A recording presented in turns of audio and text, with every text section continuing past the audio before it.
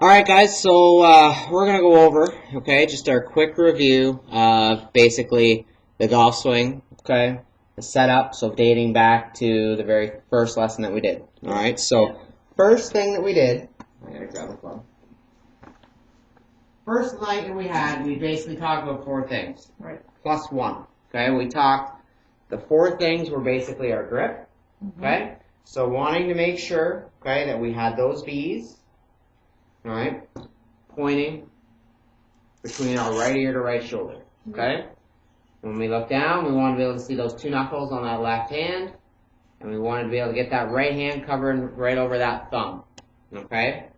So when we look down, we would want to see those V's pointing in the same spot. So when we look at the model, alright, on the screen here, okay, we would be able to see, if I were to take that line and draw it right up his glove, Yeah.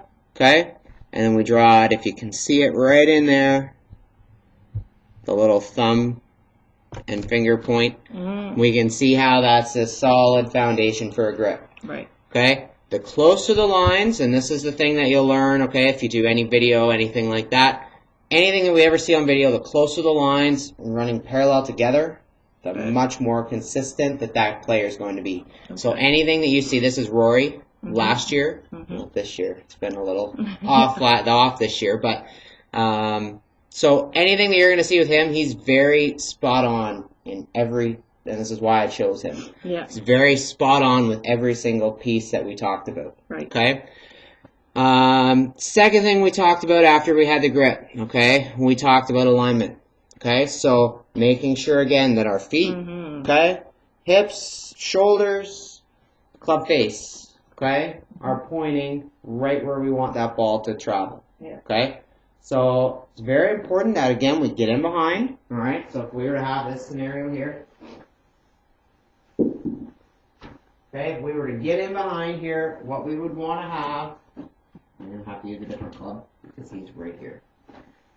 What we would want to do is we would want to get in behind and we want to go in, put our club up, cover up our target. So in this case, guys, I got the machine targeting basically the tree out there in the distance, that big, tall tree. Okay? Yeah, yeah. So we go down, trying to find a spot. So right away, okay, I pick out this spot right here. Alright, and then I'm trying to get my club face in step with my right foot, okay, to be on a straight line. Once I get that, we'll put those feet together, okay, and then we start out with our ball positions, okay, so again, making sure we're going to look here, okay, on the left, we see the feet, okay, with the model, club face, parallel, okay, hips are parallel to that, shoulders are spot on, alright. Once we get into the ball position, so again, this varies with every single club, different club, whatever we have. Okay, those shortest clubs in our bag. So anything, okay, I got my 54 in my hand. Alright, so that would be my short club category. Okay, my middle iron, okay, 6, 7, and 8. Yeah. Alright, and then just for comparison's sake, I'll pull out a 2. Okay, that's my long iron driver fairway wood. Okay, we can see how those distances and those lengths vary. So we need to make sure that when we're taking our shots that we move accordingly. Okay, so once I had those feet set up and they were close together, okay, with my short irons, so 9 iron pitching wedge, sand wedge, okay, we take those 2 equal steps out. Alright, and that puts it, again, right smack dab in the center. Okay, I get into my 6, 7, 8 iron, put our feet together. Okay, we take basically our 5-inch, 10-inch, okay? That gives us a little more wiggle room on the backside, okay? A little less on the front. Alright, then we get into our long irons driver fairway wood, where we take our 1-inch with the front, okay? 10-inch with the back, that gets it right off that front heel, just inside that heel, okay? So the last thing we talked a little bit about, and I mean I can't tell you honestly what club he's hitting there other than it's probably one of his short irons, okay, probably like a pitching wedge. Alright, and we can see with that pitching wedge, where that ball's placed. We see it right in the middle there. That's where we would want the shortest ones. Okay, our mid irons right up in there. Long iron driver right up in there. So when we see those gaps, we see those 3 lines are all basically equally, okay, a couple inches apart. Yeah. All right, and that's what we're looking for. So when we're looking in terms of setup, okay, so it was important that we always got set up, okay, with our weight forward, hand the balls to your feet, nice shoulder width, okay. We bend our knees, we stick our rear out, okay, and then we get nicely over the ball. Okay, where I give myself a little bit of wiggle room here. Okay, so again, when we look at Rory, alright, he's basically got all those positions, weight forward, and we can tell that because he's got minimal knee flex. Alright, typically someone that would have, okay, where their weight on their heels, they would have major knee flex because it's all about trying to balance out, right? Right. Okay, so minimal knee flex gives us the weight forward. Okay?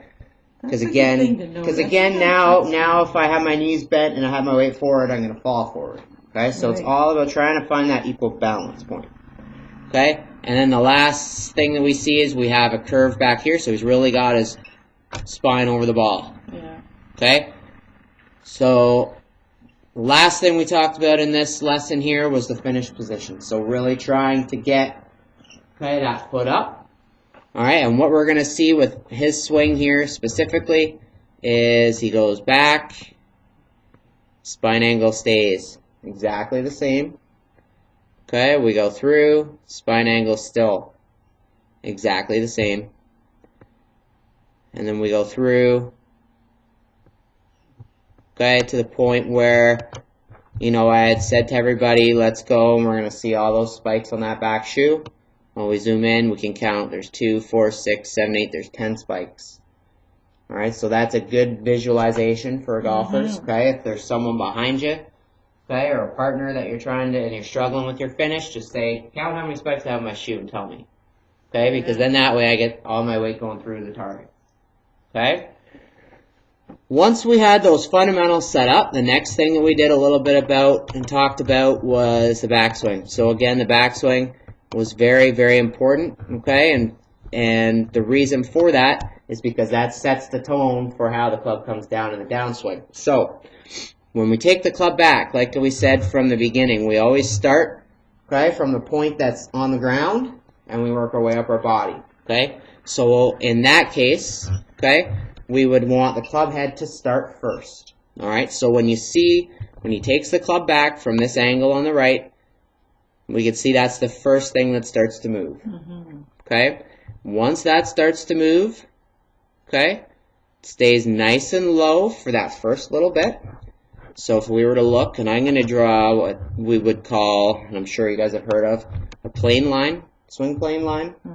Alright, what we're looking for in that, and this is why I picked Rory for this, because you guys are going to see in a minute how good his golf swing is and how good positions they are. So we're looking for that golf club to basically go straight back on that line. And you can see right there how that club goes back. Okay, he gets to a certain point.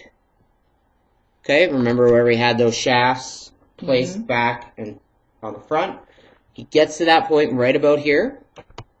Now the hands start to hinge up. So we look at this here, how we have it here, and how we have a club head like that. Okay, versus a lot of what, you know, old golf instruction used to be, was to keep that golf club low and wide and all that stuff. Okay, well that's great, but I can promise you one thing, that if I keep that golf club low, I could feel a lot of weight back in here. That's why these guys hit it a mile like they do. It's because they're able to get that club up to here, and now I don't feel it being near as heavy. So I could swing it and develop more speed that way. Okay? So from this point, okay, he goes, and you can see how he brings it just above that line, and we stop halfway back. Alright? And the whole thing is, and this will be a spot that varies from golfer to golfer. Okay, Rory's one that takes it outside a little bit and up. Okay, if we were to look at another player, Alright, say if I were to just, for example, I have him up, Bernhard Langer, okay?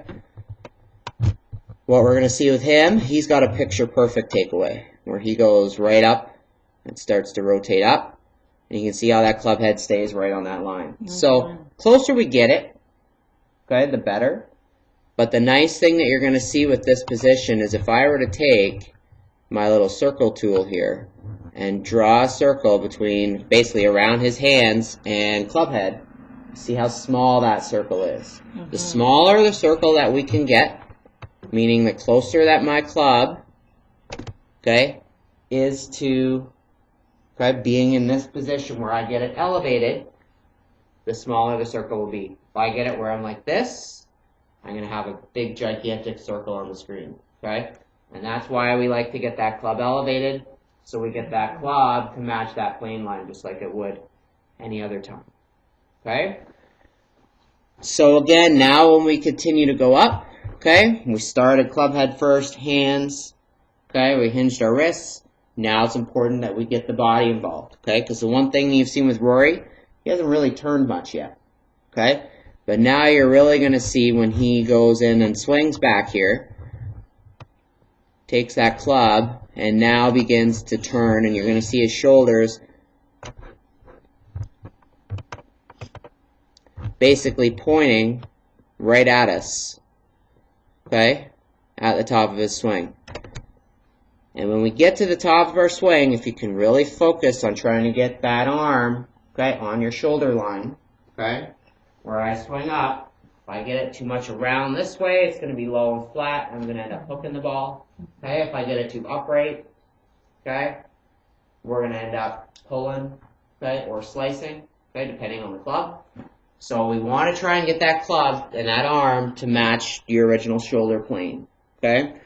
So the nice thing, again, when you see Rory here, he gets it into a perfect position at the top, where if I were to draw, straight line up his left arm, that line is spot on with that original plane line there.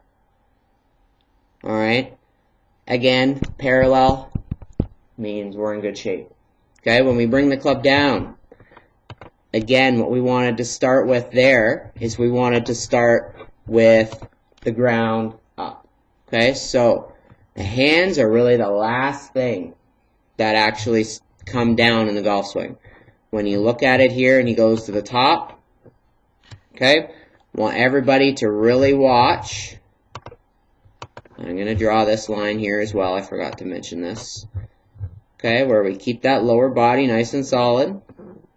Okay, he gets set at the top. Alright, and what we really want to try and feel when we bring that club down, this is when we had that discussion last week, okay, where we get to the top. Alright, I really want to feel that extra pressure being pushed down into that left foot.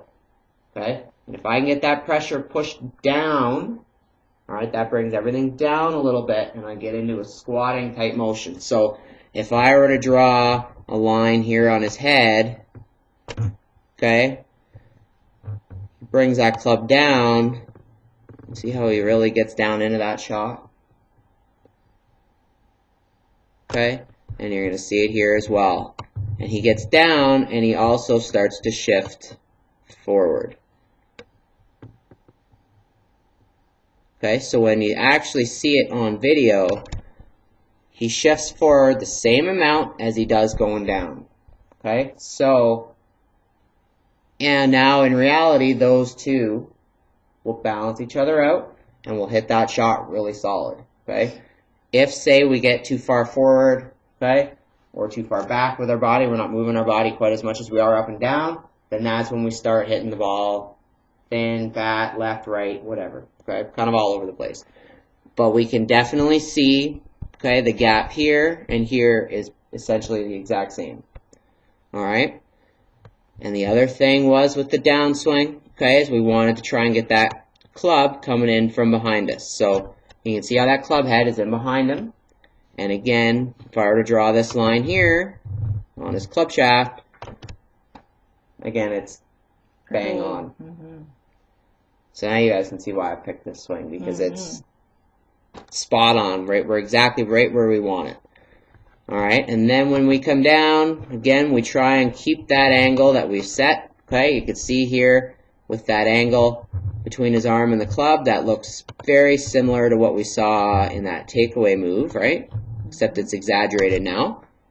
Okay, and what he does is he continues to go forward and keeps that angle as long as he can. Okay, we keep that head exactly the same as what we did. So now when he gets, that's why he would get those hands so far forward, and that's why those guys hit the ball so far. Is because they're able to get down, they're able to shift forward, and then hold on to that lag that we call lag. Okay? And that's why they can turn an 8-iron into like a 5-iron type flight. So yeah, those guys, that's the reason why those guys hit the ball so far. Yeah. It's just for that position right there. So if we could just take that position home and focus on visualizing your hands getting as far forward as you can when you get to impact, that's right away. Just even if we don't necessarily have any weight transfer or anything like that, just by doing that, we're now having the proper loft on the club to actually get the ball in the air at the proper trajectory. Where anytime our hands get behind it, that's when we add loft, the ball won't go as far. Okay?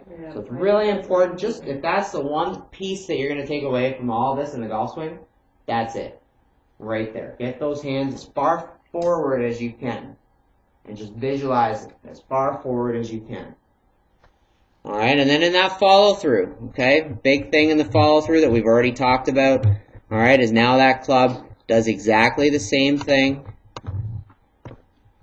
It almost has to, right? Yeah. When you're in that position. Those positions are exactly the same as what they were on the backswing side. Everything is exactly the same. And then we get that nice high follow through. And again, when we bring the club down here, you can see how that club's coming just slightly. And if we were to have him on that machine here, that angle would probably be 0.5 degrees from inside. And that's why those guys get that nice, little, powerful, might add, draw. Okay? And you can see how everything swings through. And even if we were to really get technical, again, the same thing with that arm. That right arm on the follow through, look at how that is. Yeah. Wow. It's exactly the same as what it was on the backswing in reverse. So Rory is, with this, on this program, and this was, like I said, this was filmed last year when he was actually, playing some really solid golf. Yeah. His technique is pretty much one of the best on tour. And obviously, it speaks volume. But then we look at this and we compare it to someone like Bubba Watson. Bubba's kind of all over the map, but I can guarantee you one position that is in exactly the same spot, and it's right there. That one you showed us right there. Right? So it all comes back down to that. If we can just, like I say, if you can just take that one piece home and just focus on that, okay? Yeah. You're going to already play better golf right away. All right, does anyone have any questions on the golf swing itself? No, not right now. Okay. No. All right, cool. So I'll email this to you guys.